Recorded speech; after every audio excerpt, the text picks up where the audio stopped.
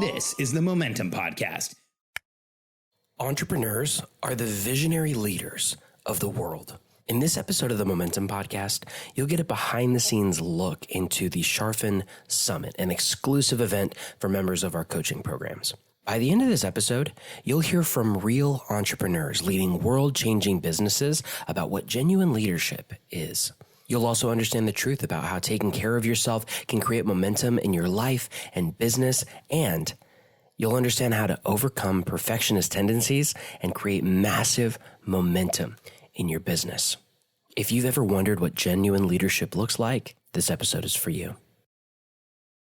I'm Alex Charfen, and this is the Momentum Podcast, made for empire builders, game changers, trailblazers, shot takers, record breakers, world makers, and creators of all kinds. Those among us who can't turn it off and don't know why anyone would want to. We challenge complacency, destroy apathy, and we are obsessed with creating momentum so we can roll over bureaucracy and make our greatest contribution. Sure, we pay attention to their rules, but only so that we can bend them, break them, then rewrite them around our own will. We don't accept our destiny, we define it. We don't understand defeat because you only lose if you stop, and we don't know how. While the rest of the world strives for average and clings desperately to the status quo, we are the minority, the few, who are willing to hallucinate there could be a better future. And instead of just daydreaming of what could be, we endure the vulnerability and exposure it takes to make it real. We are the evolutionary hunters, clearly the most important people in the world, because entrepreneurs are the only source of consistent, positive human evolution, and we always will be. So to wrap up this event, you all, by the way, just show of hands, how many people in their breakout room met somebody really awesome that you plan on connecting with again? Yes. Okay. That's the whole goal. Entrepreneurs need community, I think, way more than the rest of the world, yet we ignore community for most of our careers and most of our lives. How many of you embody that statement? I know I do. And so the more that we understand that this is where a lot of our strength and a lot of our power, a lot of our understanding of the world is going to come from, the more important it becomes to us. So what I would love to do, and this is, the way I like to do this after a breakout, is I want you to share something you heard from someone else. So if you'd like to share, if you heard something awesome from someone else, just say, I'd like to share in the chat. If you don't put something in the chat, I just want to also point out that means what you're saying to the other people in your breakout room is that they weren't that awesome. So just consider that as you make this decision. I'd like to see a lot of names in this chat. I'd like to get maybe 10 or 15 minutes of just some reflection here. Our team loves to hear it. I'd like you all to hear from each other. So let's and keep piling them in here. Let's get this list a little bit longer than it is, but let's start with Justin Dyson. What's up, Alex? And not much, Justin. Thanks, man. Thanks for being the first one to volunteer. I appreciate you. Yeah. It's all good. Let's go first.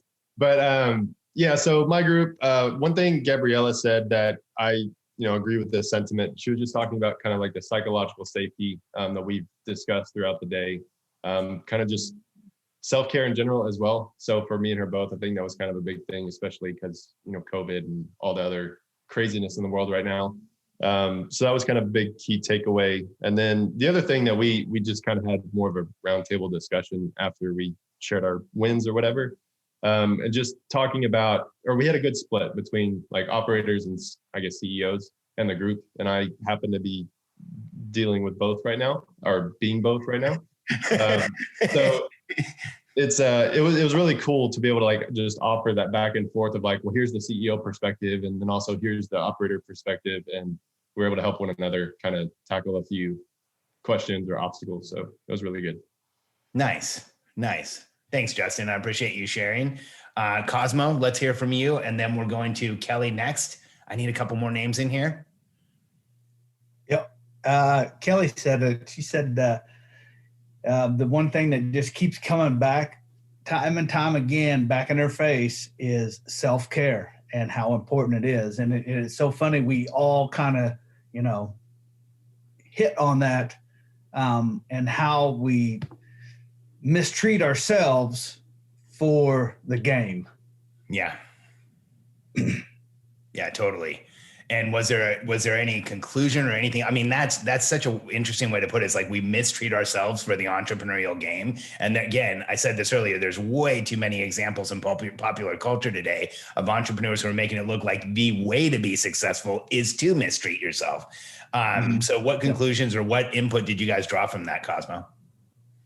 Well, I know me, I'm going to still focus on self-care and just keep ratcheting it up.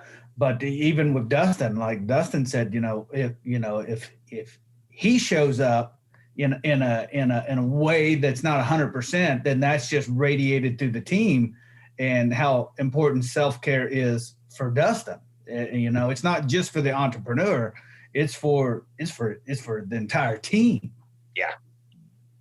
Yeah, I'm so pumped about a body of content we're going to go through tomorrow with this group. I didn't want to do it with the Catalyst group because it's too early for them, but I'm so excited to share the content around how the entrepreneur is the inspirational leader of the company. The operator is the emotional leader. And I think that we don't really pay attention to that. We don't look at it and say, like, what are we actually leading? Yes, the operator is causing tasks to get done. Yes, they're making things happen. But here's what I mean by that. The team is going to draw their the team is going to draw their inspiration from the entrepreneur.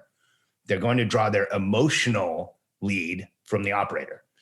And so one of the reasons that we don't just talk about self-care for the entrepreneur, we do it for the operator. One of the reasons in our company, we actually have a self-care stipend. We pay for part of people's self-care on our team. We just implemented that this month. We've been talking about it for a couple of months. What we do, just if anyone wants details, right now we started with $100 self-care stipend a month in order to make it so we don't have to take taxes out of it. We're just having people send in receipts for whatever they do, massage, acupuncture, therapy, whatever it is that is self-care to them. And then we reimburse them $100. The reason that I'm so big on that for the operator, like as I look at this screen, I see Robert and Dallin, and I see Rachel and Brittany, and Lori and Tiffany. And as a team, you are the inspirational and emotional leaders of the business. And as an entrepreneur, you never want to step into that emotional lead place. You want the operator to have that because we are volatile emotionally. But we do want to have the inspirational lead, and the operator doesn't want to take that away either because they're the emotional leader. And so once you separate those out and you understand it, self-care takes on a whole new meaning, because if you aren't taking care of yourself, it's hard to do either of those. It's hard to inspire and it's hard to lead emotionally. So good. Thanks for sharing. Let's see who is next here. Kelly. Well, I was in Cosmo's group, so some of the same things, but one of my big takeaways from our group was actually Dustin brought up being the emotional leader of the team. So that was huge. And when it comes to the whole self-care conversation, one of the things that Cosmo said was, being one of those people, and I'm very much like this, like saying yes to a lot of things, because I believe I can do it. That Cosmo started to create, instead of a to-do list, like I was thinking a to-don't list, like what he's not going to do, and remove anything that doesn't move him towards his goals or outcomes that are specifically connected to his role. And so that really stood out for me as well. But definitely the self-care piece is like big in my face right now. So good, Kelly. Years ago, I had a consultant who told me you have to really be careful about what you say yes to, because you block out everything else with a no.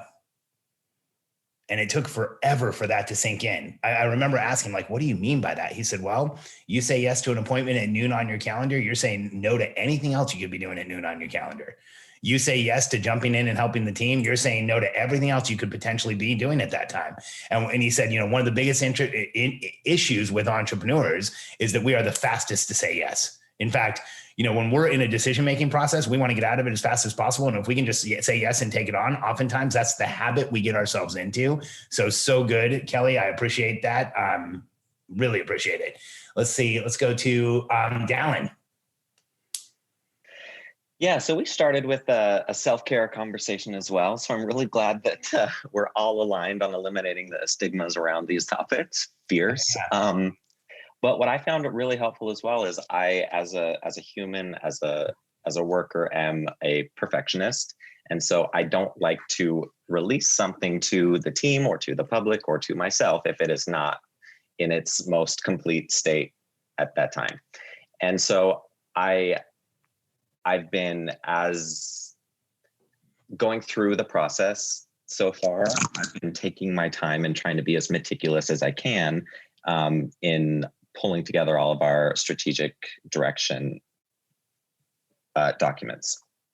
All that to say that Angela reminded me that when we're building these processes, we're not going to get it right. We're not going to get it perfect the first time. And when you have nothing, when you're building a foundation, it's more important to get something out than it is to get the perfect final draft out, which relates back to what you were talking about, Alex, regarding the team training site. Is it doesn't have to be perfect the first time. Get it out there, do it, and then go back, refine and tweak through the process that we're all learning to implement here. So I loved that realization, that reminder, and that encouragement to keep doing good work, but don't be my own bottleneck in preventing the process from taking root earlier on. So good. So good. By the way, that first catch of the AirPod was like really awesome. Watch the athleticism in that. Did you see that? It was like coming out and he's like, just grabbed it and put it back in as he was talking. But Dallin, it's kind of like one of those things about being an operator. Really amazing operators come in perfectionist packages. They just do. That's how it is. Like really amazing operators are perfectionists.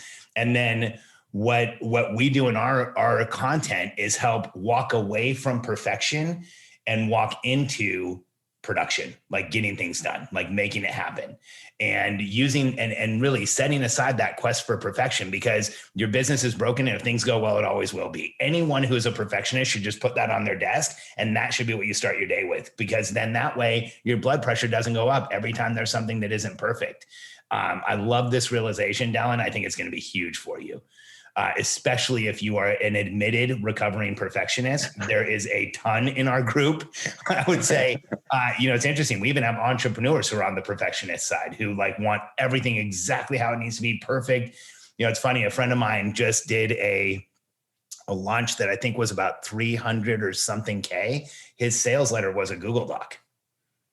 When you clicked, it opened a Google Doc, and he sold off of a Google Doc $300,000 in high ticket sales. So I look, some people take it to the extreme of having to have everything be absolutely perfect. He crushed it with a Google Doc. His name is George Bryan. It was super interesting watching him do that. And I'm like, George, you have nothing. He's like, I know, isn't it great? it was totally funny watching. And then I'm like, man, I need to check myself. Like this guy's doing it with a Google Doc. And it shows you don't have to have that level of perfection. Thanks so much for the insight, Dallin. Travis Barker, public speaker, jump in there, man. My takeaway is actually going to be from Dallin. He was talking about how this has been such a fantastic place to build connections and having the safe space to communicate, which I will echo that. I'm sure it's recorded, Deanna. It'll be okay. I just want to echo that. So Tiffany mentioned it too yesterday, and I think we heard it today about people getting on the support calls. Like those are just awesome places. I try to get on them religiously, but I would encourage everyone to, just because that is like, it's comfort in a box for half an hour. So good. That's a really good one.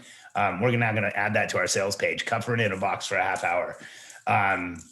Let's see. Andrew McDonald says, we chatted a little about who else has implemented what, and despite wanting to implement everything perfectly, there it comes again, just picking the most important chunk and getting it done will bring growth, and committing to not making it perfect. What's our standard on waterfalls? Like, what is a winning waterfall? At the end of the month, a winning waterfall, like a celebration, is 80%. Just 80%. And here's what I know from working through these concepts with hundreds of companies. And when I used to do it, it was way more up close and personal. If we got a company to consistently hit between 70 and 80% of their waterfall, it exploded. The companies who persisted to try and get to 90% or 95, or just wouldn't let it sit and like kept their people late and made people work late and made the waterfall all 100% happen, They did not explode. They caused frustration and irritation and anxiety and all kinds of other stuff. If you trust this process, you will see that 80% puts you to where you need to be. So good, Travis. Appreciate it, man. Thanks for listening to this episode of the Momentum Podcast. The Momentum Podcast is created specifically for entrepreneurs just like you to get into momentum and take the rest of the world with you.